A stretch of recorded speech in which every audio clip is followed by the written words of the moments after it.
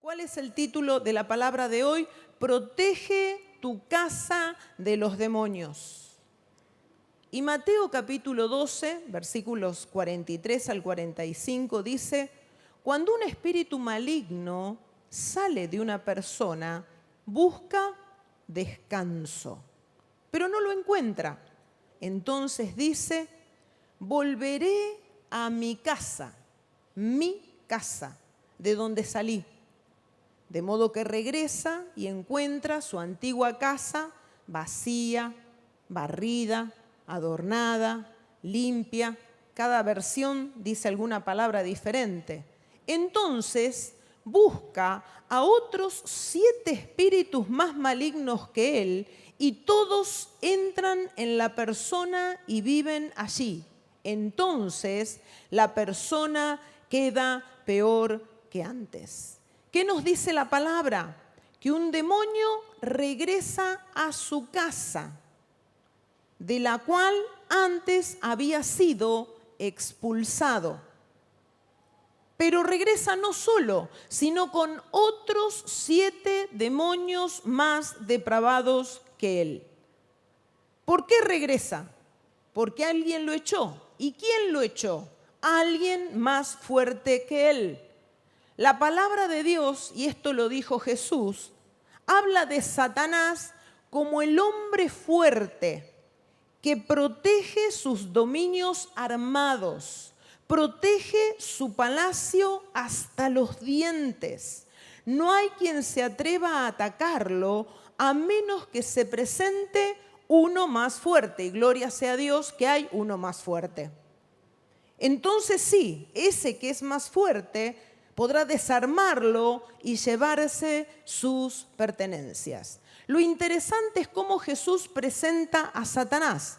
Satanás es ese hombre fuerte, armado, y después vamos a ver con qué está armado.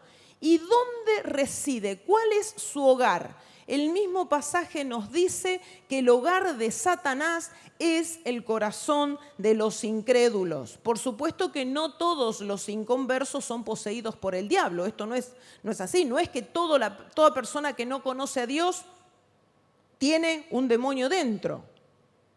Hay algunos que están poseídos, otros que no, pero todos son esclavos. Todos están al servicio del enemigo. Y nosotros así estuvimos también en otro tiempo. Servimos al diablo. Antes de ser alcanzados por la gracia salvífica del Señor Jesucristo, vivíamos en tinieblas y las tinieblas habitaban en nosotros. Esto nos dice el libro de Efesios. ¿Y cómo era así? ¿Cómo era que las tinieblas habitaban en nosotros? Claro, porque nosotros vivíamos en pecado, y cuando uno vive en pecado, obedece, quiera o no, al diablo. Veamos el primer concepto. Satanás es el hombre fuerte. Así dice Lucas 11, 21. Pero la Biblia también lo llama Abadón y Apolión, el destructor. Cuando uno piensa en Satanás, tiene que entender que él tiene siglos en la confrontación espiritual. Siglos. Y lleva siglos tratando de perfeccionar el arte de destrucción de las almas de las personas. Es como la inteligencia artificial constantemente se está retroalimentando. Por eso, todo lo que nosotros podemos aprender es un instante en comparación de lo que significa él. Es más, si uno se pone a ver en el plano netamente humano, no hay rival de Satanás. No ha habido jamás un rival a la altura de Satanás. Adán, por ejemplo, en su estado de perfección, no pudo hacer frente a las pérfidas mentiras con que Satanás lo indujo al pecado. Cuando uno piensa en Sansón y en todo el poder que él tenía a nivel físico, no pudo hacer frente al rey del abismo sin fondo. Y cuando uno piensa, por ejemplo, en Salomón, un hombre extremadamente sabio que hizo las veces de tonto porque no pudo resistir al seductor del mundo entero. Satanás es un enemigo viejo porque tiene muchos siglos en la confrontación espiritual. Mañoso, porque sabe todos los artilugios, y extremadamente pérfido, maligno. Él no tiene bondad ni compasión. Nos odia porque nosotros somos el objeto del amor de Dios y nos odia con odio absoluto. Él todo el tiempo trata de sacar ventaja de nosotros. Por eso está todo el tiempo también investigando cuáles son nuestras áreas más débiles. Él sabe adaptar las tentaciones a nuestros pecados predilectos, preferidos. Él se toma todo el tiempo para investigar cuáles son nuestras tendencias en la naturaleza humana. Él tiene ansias de venganza, lleno de furia y envidia porque somos amados por el Señor. Ahora, ¿cuál es la buena noticia en esta confrontación? Que hay alguien que es mucho más fuerte que Él. Satanás nos aplastaría hasta la ruina eterna si no fuera porque Cristo, que es todopoderoso, viene a nuestro rescate con una gracia que es omnipotente. Por eso la gracia que nosotros hallamos en Cristo es suficiente cualquiera sea la situación. Déjeme que esto ilumine su mente, pero también ilumine su corazón. La gracia de Cristo es suficiente cualquiera sea la situación. Es una gracia omnipotente. Por eso nosotros no tenemos por qué temer al diablo, porque el Señor Jesucristo es alguien mucho más fuerte. Y el Señor Jesús, si es que nosotros hemos tenido un encuentro con el Señor, porque si lo que vivimos es solamente religión, si venimos porque papá, mamá nos traen a la iglesia, si nosotros venimos porque, nos sentimos bien en un ambiente mucho más saludable, pero no hemos tenido un encuentro con el Señor, todo lo que yo voy a decir a continuación no puede acceder, solo se accede a lo que es de Cristo cuando uno pertenece a Cristo. Y Cristo dijo, yo les he dado poder para que derroten a Satanás, su enemigo. Nosotros tenemos el testimonio histórico de que Cristo derrotó al enemigo. Lo venció y no solo eso, sino que nos compartió a nosotros su propia victoria. Nuestra victoria, así dice Romanos 8:37, que si no lo tenés marcado en tu Biblia, volvé y marcalo. Nuestra victoria es total y definitiva. ¿Se animan a repetirlo conmigo? Nuestra victoria es total y definitiva gracias a Jesucristo. Bendito sea el Señor. Bendito sea el Señor. Este es el punto donde nosotros nos fijamos. Y la palabra de Dios en Efesios, como si fuera poco, nos dice que Dios nos hizo sentar en los lugares celestiales en Cristo Jesús.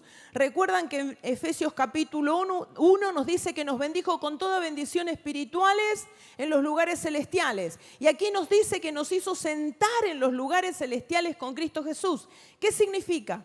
Que nuestra posición espiritual es estar sentados con Cristo por encima de todo. Ahí nosotros estamos. Y yo quiero que cada uno de aquellos que ha sido regenerado por el Espíritu, que ha tenido una experiencia personal con Jesucristo, asuma este lugar en la confrontación cósmica. Que sepa que hay un lugar específico en el cual está. Y ese lugar es de victoria absoluta y definitiva por lo que Jesucristo hizo. Estamos sentados con Cristo en los lugares celestiales, por encima de toda potestad, por encima de todo gobierno, por encima de cualquier autoridad espiritual. Ahí estamos, usted y yo, en el ámbito espiritual.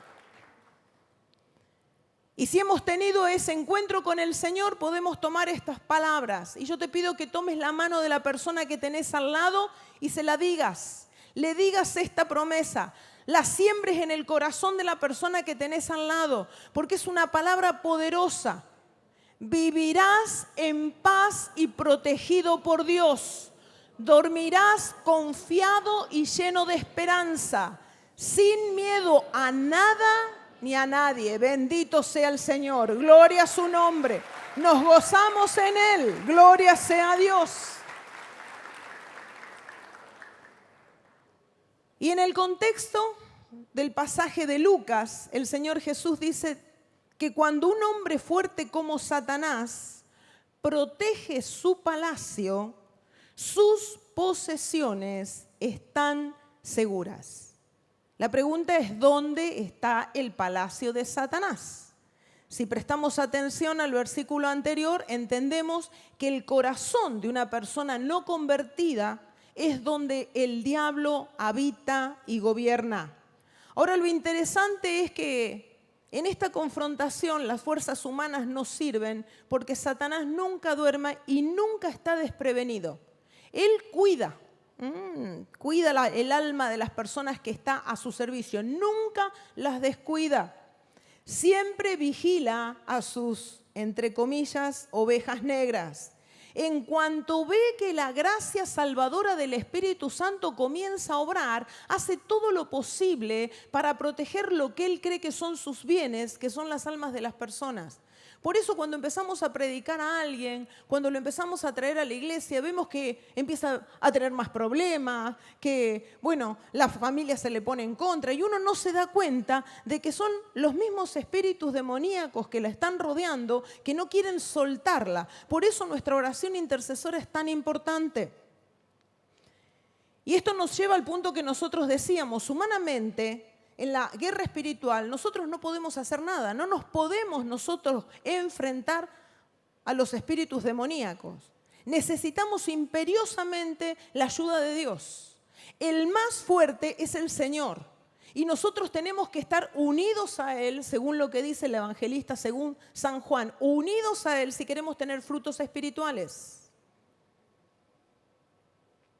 Cuando aparece el Señor Jesús, cuando en nuestra vida Él está y nos usa para llevar la palabra de salvación con autoridad y poder, se produce un traslado.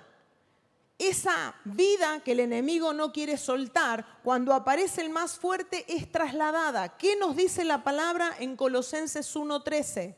Que es trasladada de las tinieblas satánicas al reino de su amado Hijo. Por eso vuelvo a decir esto, Jesús fue el que ató, el que desarmó y el que venció a Satanás.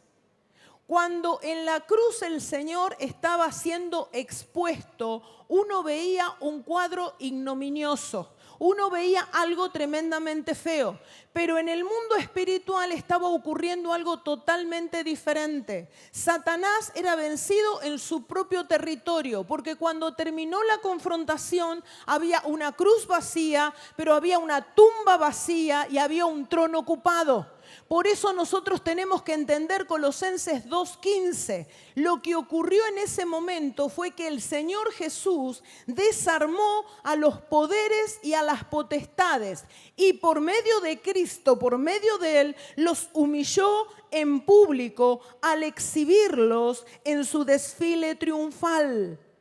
Los expuso destrozados, vacíos y derrotados en su glorioso y triunfante acto final. Esto es tremendo. Y esto también nos pone en perspectiva de lo que ocurre actualmente en el mundo. Todo el mundo actualmente está sujeto a lo que es la influencia, y como hay maldad uno puede hablar de tiranía del mal, y no existe manera de que Dios comience su reinado en una vida, su reinado en nosotros, si primero no somos rescatados por el poderoso y victorioso brazo de Cristo. Y aquí tengo que hacer un punto de inflexión, porque para poder seguir avanzando y que las fuerzas del mal no tengan sobre nosotros ningún tipo de poder, ningún tipo de autoridad, necesitamos hacer una decisión radical por el Señor. El Señor condena la vida religiosa y lo que quiere es la regeneración en el espíritu, algo que Él mismo opera cuando nosotros nos rendimos totalmente a Él. Hemos venido hablando semanas anteriores acerca de dónde está el enemigo. Él está en las tinieblas. Él ha sido relegado por Dios a vivir donde hay tinieblas, donde no está Dios, donde hay ausencia de luz, donde hay falta de vida espiritual. Ahí está el enemigo. Ese es el ambiente propicio para que Él se mueva. Por eso es importante que en este lugar, y todos aquellos que también están conectados, podamos decirle al Señor Jesús que tome toda nuestra vida, que queremos su reinado. Este es un acto de confianza y de entrega. Necesitamos hacer este acto. ¿Por qué? Porque cuando nosotros tomamos la decisión por el Señor, todas las fuerzas del infierno, hermanos, todas las fuerzas del infierno son como si fuesen una armadura de plástico endeble que se rompe fácilmente. ¿Ante quién? Ante el poder de nuestro Señor Jesucristo. Su palacio, el palacio que decíamos, el corazón de las personas, está desprotegido. Sus bienes son totalmente vulnerables porque está en presencia de alguien que es más fuerte y puede quitarle lo que cree hasta ese momento que le pertenece. Y aquí establecemos otra pausa. ¿Por qué? Porque existe un hombre fuerte y otro que es más fuerte. Y ambos desean nuestra lealtad. Dios quiere nuestra lealtad, el Señor Jesucristo quiere nuestra lealtad por nuestro propio bien, porque quiere nuestro bien. Pero el diablo quiere nuestra lealtad para nuestra destrucción eterna. Y ya sea que nosotros queramos o no, es un hecho que vamos a abrazar a uno o a otro, con o sin nuestra intención. Y esto lo digo porque hay personas que dicen, yo no tengo nada que ver con el diablo, yo no me meto con esos temas. Pero si uno no se decide por Dios, esa indecisión por Jesús es la decisión de estar en su contra. ¿Y quién lo dijo? El Señor Jesús, nadie más. Él lo dijo. Mantener a Dios a distancia. No me quiero consagrar tanto, viste que después te vienen problemas. Mantener a Dios a distancia implica cederle lugar, palmo a palmo, paso a paso al reino de las tinieblas. Y todo el mundo está implicado en esta guerra cósmica, ya sea por Dios contra Satanás o por Satanás contra Dios. Esto lo dijo el Señor Jesús. Él dijo, el que no está conmigo, a mí se opone. Y el que no trabaja conmigo, trabaja en mi contra. El que no está conmigo, no hay opciones. A mí se opone. El que no trabaja conmigo, trabaja en mi contra.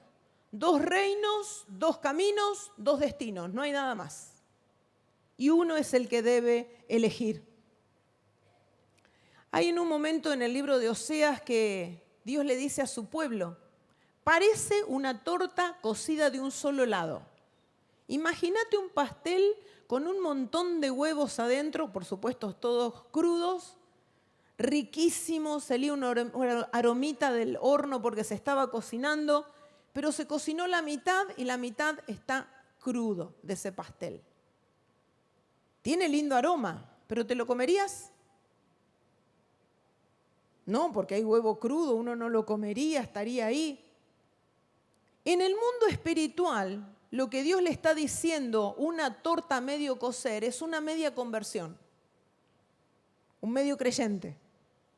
Un reformado pero no regenerado. Saben que el pastor José Luis sabe contar su testimonio, que empezó a ir a la iglesia, empezó a evangelizar, hacía viajes misioneros, empezó el seminario. Y alguien que amamos mucho, que hoy día es misionero en España, en la primera clase dice, ¿cuántos de ustedes, antes de empezar la materia, recuerdan el día de su conversión? Y él no podía recordarlo. Pero cuando terminó la clase, tenía una hora de colectivo y bajó en su parada de colectivo casi a medianoche, hizo su decisión por el Señor en plena calle. Se arrodilló, tiró todos los útiles porque venía de la facultad y después iba al seminario. Y le dijo que sí al Señor. Quizás tengas que hacer una decisión así. En un momento decirle sí, tal vez te criaste en la iglesia, tal vez empezaste a venir. Esto es importante. El Señor le dice a su pueblo, parecen una torta medio cocer. No sirven para nada, hay que tirar. Un medio convertido, un medio creyente no sirven. porque el enemigo tiene autoridad para hacerte la vida muy, muy triste. Tenemos que quitarle toda autoridad al enemigo y eso lo hacemos por una verdadera conversión. ¿Cuántos me dicen amén? Y una persona que no tiene una verdadera conversión con el tiempo se va a rebelar. ¿Por qué? Porque lo ve a Dios como un proveedor de servicios. Se acerca a Dios por lo que le puede dar, no por lo que nosotros le podemos dar. Dios ya lo hizo todo, Jesús lo hizo todo. Él entregó su propia vida y nos ha dado el privilegio de sentarnos en los lugares celestiales por encima de todo. Ya lo hizo. Ahora, cuando las cosas no se dan a nuestra manera, deberíamos aceptar la voluntad de Dios. Pero si uno no se convirtió de verdad, si uno no deja que el gobierno de Cristo reine sobre la propia vida, ¿qué va a pasar? Se va a enojar con Dios cuando Dios no le dé aquello que quiere. Entonces, las personas que se rebelan contra Dios, sin querer, porque no lo saben, se van sometiendo cada vez más a la influencia de Satanás. Volvamos un poquito a la parábola del Señor Jesús. Recordamos que empezábamos hablando acerca de una persona que fue liberada. Pero ¿qué pasa? Cuando el demonio ve que hay ese lugar vacío, y la palabra clave es vacío, ese lugar que no fue ocupado por Dios, que está limpio, que está ordenado, que está adornado, claro, porque ahora no hay presencias demoníacas. ¿Qué ocurre? Es una invitación a ser ocupado nuevamente. Cuando hay un terreno baldío, es una invitación para los ocupas ilegales. Y lo que vos ves en el mundo natural también ocurre en el mundo espiritual. Una persona no se puede liberar a sí misma. Una persona no puede hacer nada por sí misma. ¿Por qué? Porque el único poder que puede mantener a los demonios fuera de un hombre es, en primer lugar, el poder de aquel que puede liberarlo. La persona no se liberó a sí misma, pero ahora no puede hacer nada para que los demonios no regresen. Lo único que debe hacer es que Cristo more en el interior, que haya llenura del Espíritu Santo. Así como el hombre es incapaz de liberarse de un demonio por sí solo, tampoco puede evitar que el demonio regrese. La clave no es solo la liberación, sino la posterior ocupación. Y eso nosotros debemos aprenderlo siempre, porque una persona cuando viene en un estado de posesión demoníaca, si la persona no acepta a Cristo, la ponemos en un riesgo mayor, porque la palabra habla de que ese demonio va y busca a otros siete peores. ¿Por qué habla de 7? Porque es la plenitud, la completud. O sea, va y busca todo lo que puede ser dañino para esa persona y va a hacer peor el estado postrer que el primero antes de que nosotros intentáramos ayudarlo. El espacio dejado por el demonio debe ser ocupado por Dios. ¿Y dónde está eso? En Mateo capítulo 12, verso 45 dice, esa persona quedará peor que antes. ¿Qué tenemos que aprender todos los que estamos aquí? Que los demonios se aprovechan de los vacíos espirituales. Por eso no tiene que haber vacíos en nuestra vida. Y fíjense lo que dice el demonio. Jesús habla y dice, volveré a mí, posesivo, a mi casa.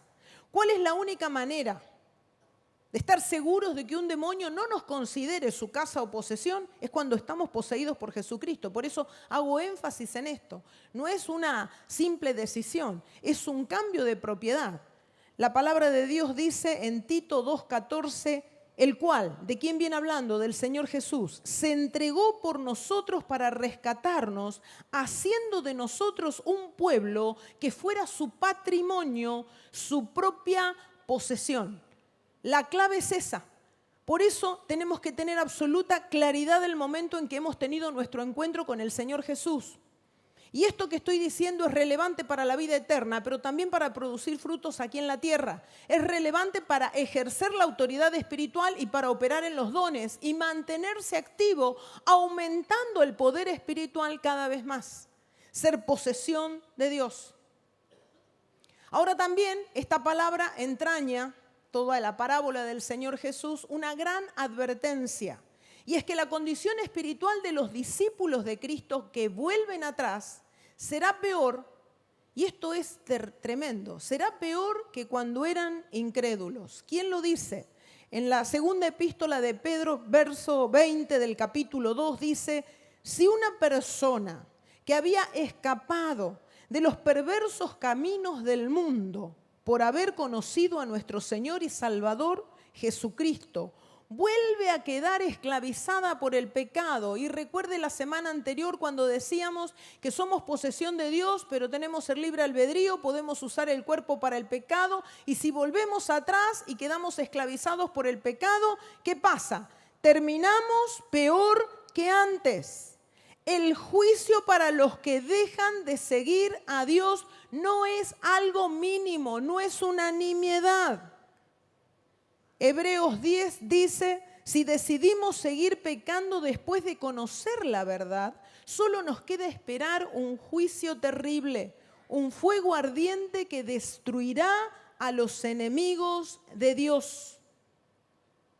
El Salmo 85, y también está en otros pasajes como Ezequiel y Sofonías, fíjense lo que dice, Dios promete paz a su pueblo, pero, siempre y cuando no vuelvan a la vida pecadora que llevaban antes.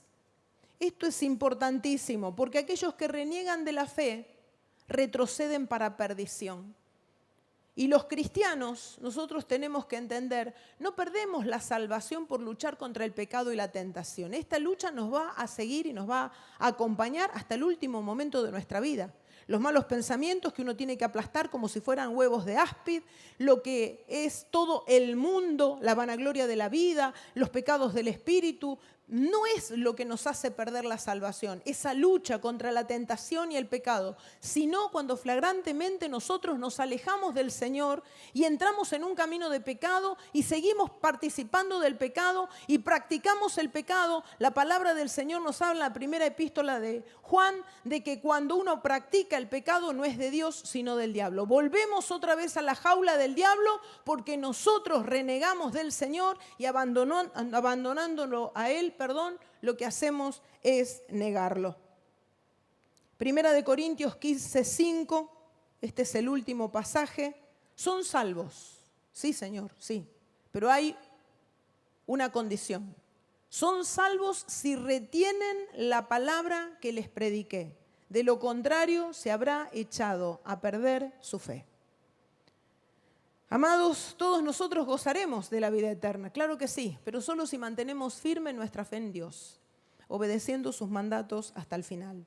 Esta parábola nos enseña que la única manera en que nosotros podemos recibir un golpe mortal a nuestra vida espiritual, un golpe destructivo, es si le damos entrada al diablo nuevamente en nuestra vida. Y para cada uno de nosotros, como Él nos conoce, y conoce nuestros pecados preferidos o nuestras tendencias carnales, hay distintos caminos, pero todos nos conducen al mismo lugar, a estar lejos del Señor. ¿Cuál es la idea en este día? No dejemos espacios libres, vacíos.